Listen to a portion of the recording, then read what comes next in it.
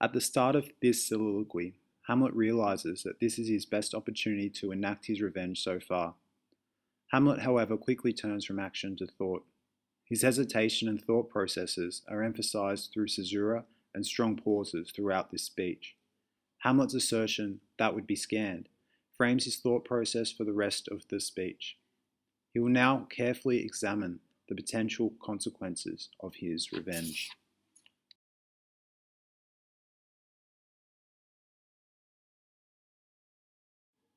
Hamlet elaborates on his reasoning in the next excerpt.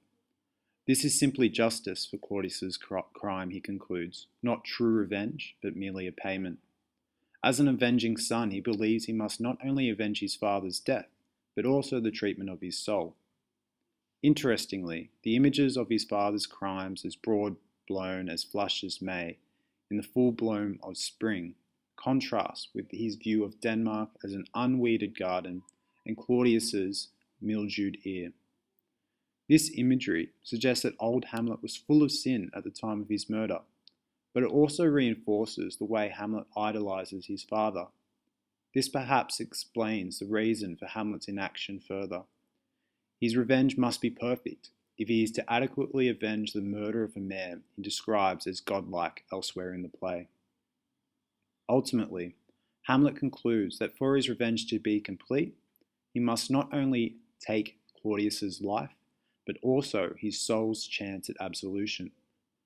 As this decision follows Claudius's description of his limed soul and his bosom black as death, dramatic irony is created because the audience suspects that Hamlet's assessment that Claudius is fit and seasoned for heaven is not completely correct.